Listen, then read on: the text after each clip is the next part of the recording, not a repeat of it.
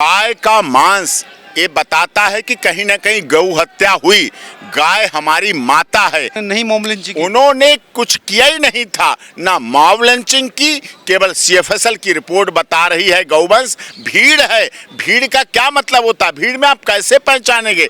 ये पूरी तरह से झूठे फंसाए गए, ये पूरी तरह से निर्दोष हैं। गवाहों में कंट्राडिक्शन है, उनके बयानों में कंट्राडिक्शन है, 16 गवाहों के बयानों में कंट्राडिक्शन है। जब विरोधाभास है तो उसका परिणाम क्या होगा? एक्यूटल होंगे, बरी होंगे। इससे अच्छा है उस प्रोसेस को बंद कर दिया जाए। 2015 में नोएडा में अखलास की जो लिंचिंग हुई थी उससे पूरा देश प्रदेश सन्न रह गया था।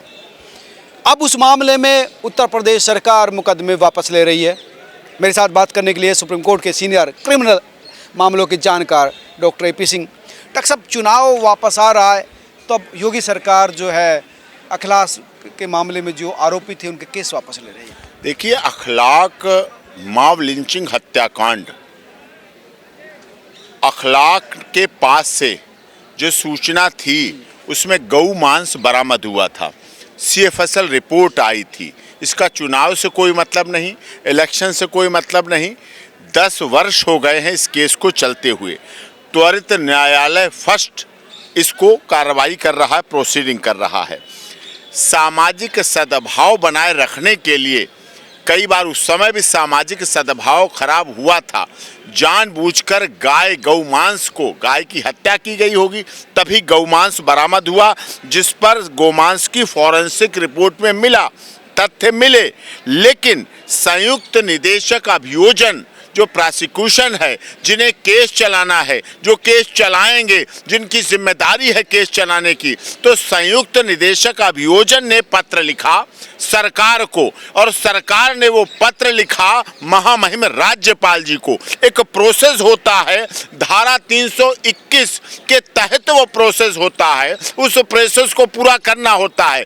जब प्रोसिक्यूशन, जिनका काम है दंड दिलाना, सजा दिलाना, प्रोसिक्यूशन ने पत्र लिखा सरकार को, सरकार खुद नहीं करती, कोर्ट खुद नहीं करती, तो अदालत खुद नहीं करती, प्रोसिक्यूशन भी सरकार के इशारे पे ही करता है ना। इशारा कुछ नहीं है, प्रोसिक्यूशन इस काम करता है। धारा 321 है, वो सबके लिए। आपको याद होगा समाजवादी पार्टी की सरकार के समय में एक समय था, वाराणसी में आतंकवादी हमला हुआ। तो वाराणसी में आतंकवादी हमला यानी कि आतंकवादियों को छोड़ने के लिए भी सरकार ने वो पत्र लिखा और राज्यपाल जी के पास पहुंचा। उसके बाद माननीय इलाहाबाद हाई कोर्ट ने उसमें अपना एक्शन लिया, सो मोटो एक्शन लिया और उसको वापसी करना पड़ा। डिसाइड करना, राज्यपाल अनुमति दे देते हैं। इस केस में भी अखलाक मॉब लिंचिंग हत्याकांड में भी संयुक्त निदेशक के पत्र लिखने के बाद, जो कि प्रोसिक्यूशन है, राज्यपाल महोदय के पास पहुंचा, सरकार के पास पहुंचा। राज्यपाल महोदय ने अनुमति दे दी है कि मुकदमे वापस लिए जा सकते हैं। उसके बाद मुकदमे वापस लेने की प्रक्रिया हुई। मॉब लिंचिंग हुई, 10 लोग नामजद थे, 6 लोग अन्य थे। गवाहों के 16 लोगों के बयान लिखे गए, बाद में बयान बदलते चले गए, डिफरेंसेस आता चला गया, फर्क आता चला गया। गवाहों के बयानों में बहुत कंट्राडिक्शन हुआ।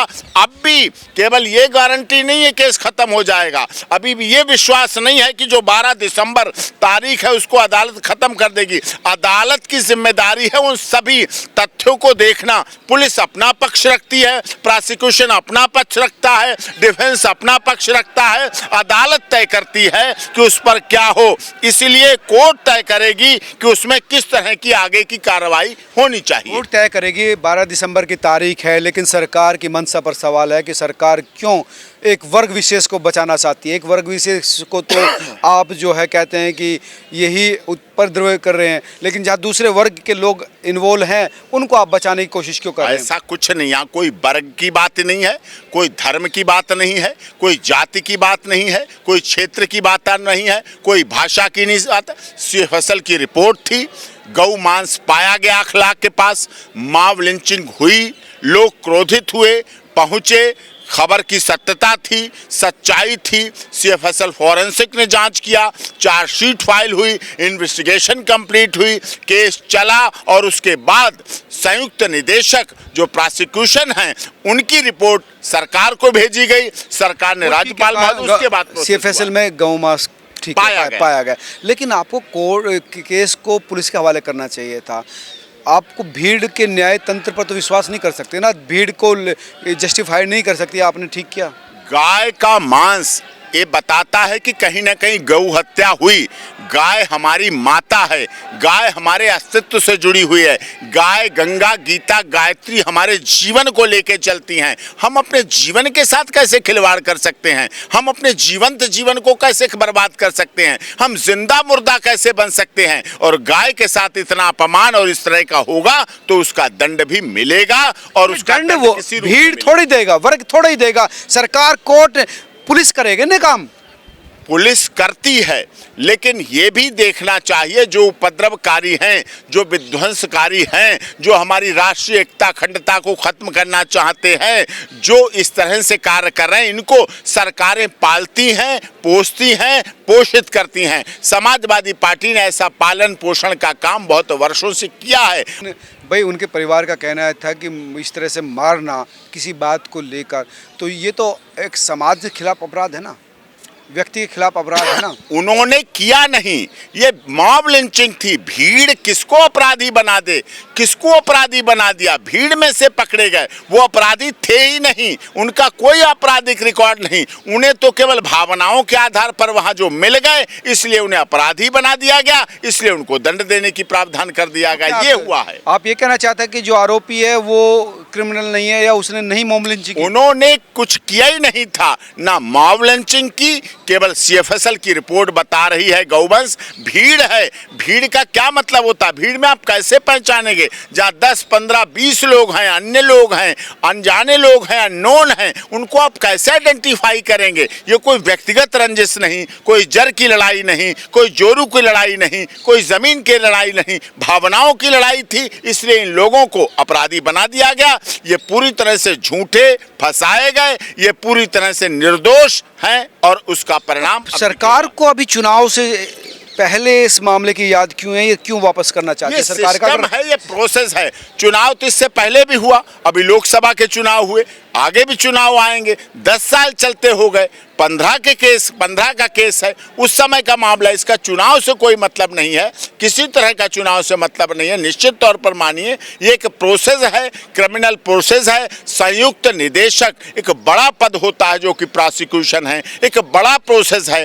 केवल एक जज नहीं करते, न्यायाधीश नहीं करते, राज्यपाल महोदय नहीं करते, सरकार नहीं करती, सरकारी वकील नहीं करते, अदालत निर्णय लेगी, नहीं करती, अदालत निर्णय लेगी। अभी इस केस में सरकार ने रखा, ठीक है, अपना स्टेटमेंट, सरकार अपना काम कर रही है, लेकिन ये निर्णय लेना कि केस बंद हो ना हो, इस कोर्ट डिसाइड करेगा। ये अदालत निर्णय करेगी। और देश में हमारी अदालत माननीय सर्वोच्च है। In the interest of justice भी उन्हें देखना है, access to justice for all भी उन्हें देखना है, नेचुरल जस्टिस भी देखना है, और जस्टिस का मिसकैरेज ना हो ये भी उन्हें देखना है, ये भी आवश्यक है। लेकिन आपका ये कहना है कि सरकार को सद्भावना बनाए रखने के लिए या फिर क्रिमिनल एविडेंस नहीं मिले इसलिए निर्णय लेना? क्रिमिनल एविडेंस उनके खिलाफ मिलेगी कहां से?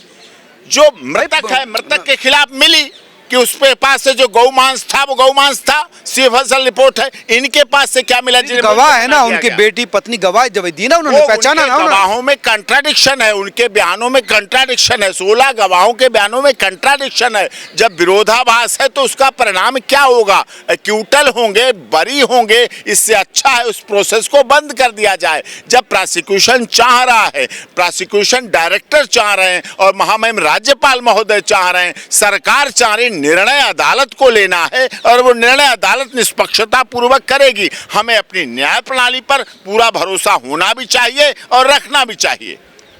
ये बात वकील साहब ने ठीक की। और पीड़ित पक्ष के वकील जो सैफी हैं उनका भी यही कहना कि सरकार अपनी तरफ से मुकदमा वापस लेना चाहती है, लेकिन ये निर्णय अब कोर्ट लेगा कि मुकदमा चलेगा कि वापस लिया जाएगा। आप तमाम लोग क्या सोचते हैं, क्या होना चाहिए, जरूर कमेंट करके बताएं। नमस्कार।